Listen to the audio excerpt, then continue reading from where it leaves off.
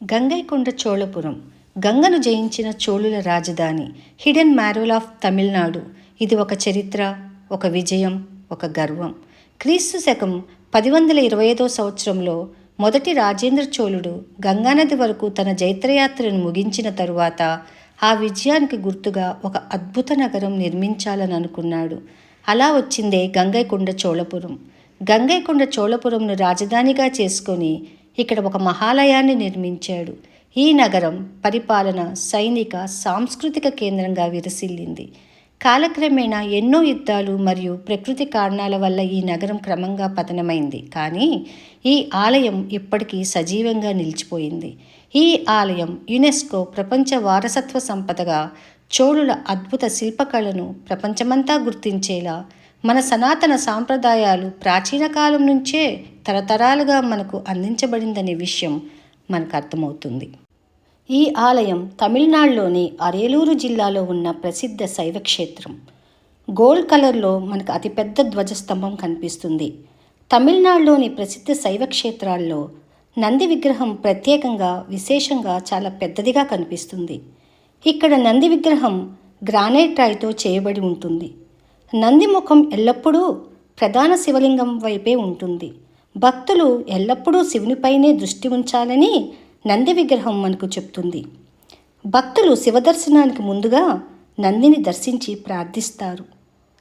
నంది ద్వారా శివుడి ఆశీర్వాదం లభిస్తుందని నమ్ముతారు. నంది శివాలయానికి ప్రాణం లాంటివాడు. అతడు భక్తులకు మౌనం ద్వారా శివతత్వాన్ని బోధించే గురువు. ఇక్కడ చూసినట్లయితే ధ్వజస్తంభం, నంది విగ్రహం, శివలింగం మనకు మూడు కూడా ఒకే లైన్లో కనిపిస్తాయి. శివలింగం పెద్దదిగా ఉండి అందంగా కనిపిస్తుంది. గర్భగుడిలో సహజ కాంతి పడే విధంగా నిర్మాణం చేయబడి ఉంటుంది. ఇక్కడ శివలింగం తంజావూరు బృహదీశ్వరాలయం కంటే కొంచెం చిన్నదిగా ఉన్నా ఈ శివలింగం అందంగా, ప్రశాంతంగా కనిపిస్తుంది. ఈ శివలింగం శివుని అనంత శక్తి, సృష్టి, లయతత్వాన్ని సూచిస్తుంది. స్తంభాలపై వివిధ చిత్రాలు మనకు కనిపిస్తాయి. ఇక్కడ చూడండి, ఒకే చిత్రంలో 4 రకాల యోగాసనాలు మనకు కనిపిస్తున్నాయి. 1000 సంవత్సరాల క్రితమే యోగాభ్యాసం అనేది మన ప్రాచీన సాంప్రదాయ విధానం అనేది దీన్ని చూస్తుంటే మనకు తెలుస్తుంది. వీరి కాలంలో యోగం ఒక జీవన విధానంగా ప్రతిబింబిస్తుంది. ఆలయంలో శివదర్శనం చేసుకున్న తర్వాత మనస్సుకు ఒక ప్రశాంతత చేకూరుతుంది. మనస్సు తేలికవుతుంది. ఆలయంలో ఎటు చూసినా పచ్చదనమే. టెంపుల్ని నీట్గా మెయింటైన్ చేస్తున్నారు. ఈ ఆలయం చోళుల కళా నైపుణ్యానికి ఒక నిదర్శనం. ద్రావిడ నిర్మాణ శైలి మనకి కనిపిస్తుంది. గర్భగృహ ప్రవేశ ద్వారం వద్ద ద్వారపాలకుల శిల్పాలు మనకి పెద్దవిగా కనిపిస్తాయి. చోళుల అధికారం, పరాక్రమం మనకి కనిపిస్తుంది. అప్పటి కాలంలోనే అద్భుతమైన నీటి నిర్వహణ వ్యవస్థ ఉండేది. వర్షపు నీరు నిల్వ అయ్యేలా నిర్మాణం, నీటిని శుభ్రం చేసేలా సహజ శుద్ధి వ్యవస్థ ఉండేది. గంగానది వరకు వెళ్ళి గెలుపొందిన తరువాత రాజేంద్ర చోళుడు అక్కడ పవిత్ర గంగాజలాన్ని తీసుకొచ్చి ఇక్కడ బావిలో పోసినట్టు చరిత్ర చెప్తుంది. ఈ బావిని చోళగంగం అంటారు. 1000 ఏళ్ల క్రితమే చేసిన ఈ నిర్మాణం చోళుల అగ్రశ్రేణి ఇంజనీరింగ్ జ్ఞానానికి నిదర్శనం. ఈ ఆలయం చోళుల శక్తి, అభిరుచి, వాస్తు నైపుణ్యానికి శాశ్వత సాక్ష్యం. ఆలయంలో ఉన్న కట్టడాలు ఇప్పటికీ చెక్కు చెదరకుండా మనకి కనిపిస్తాయి.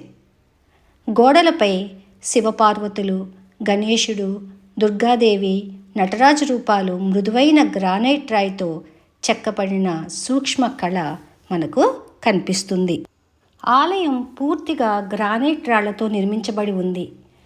ఇంత భారీ రాళ్లను ఎలాంటి ఆధునిక పరికరాలు లేకుండా అమర్చిన విధానం చోళుల ఇంజనీరింగ్ ప్రతిభకు హ్యాట్స్ ఆఫ్. ఆలయం 3 అంతస్తులలో ఉండి ఆలయ గోపురం 55 మీటర్ల ఎత్తు ఉంటుంది. గోడలపై ఉన్న శిల్పాలు జీవంతో మాట్లాడుతున్నట్లు కనిపిస్తాయి. ముఖభావాలు, కండరాల ఆకృతి చాలా సహజంగా ఉంటుంది. ఈనాడు భారతదేశంలో అత్యంత అభివృద్ధి చెందిన సాగునీటి వ్యవస్థ ఆనాటి చోళుల కాలంలోనే ఏర్పడింది.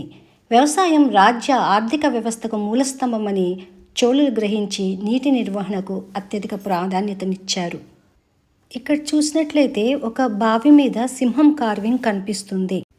ఇప్పుడు మనకు కనిపించేది కళ్ళనై అనే ఒక పెద్ద ఆనకట్ట. కావేరీ నదీ జలాలను పొలాలకు మళ్లించేందుకు కరైకాల చోళుడు నిర్మించిన అద్భుతమైన నీటిపారుదల నిర్మాణం నేటికి ఉపయోగంలో ఉండటం ఇది చోళుల ఇంజనీరింగ్ ప్రతిభకు నిదర్శనం. ఆర్కియలాజికల్ సర్వే ఆఫ్ ఇండియా వారిచ్చిన స్క్రిప్ట్ ఇక్కడుంది. ఇందులో విశేషంగా ద్వారపాలకుల గురించి ఉంది. కాళ్ళ చుట్టూ పాము చుట్టుకున్నట్లు చెక్కబట్టం విశేషం. అలాగే పెద్ద ఏనుగు రూపం కూడా చూపించారు. చోళుల శిల్పకళ గురించి ఎంత చెప్పినా తక్కువే. Please share and subscribe.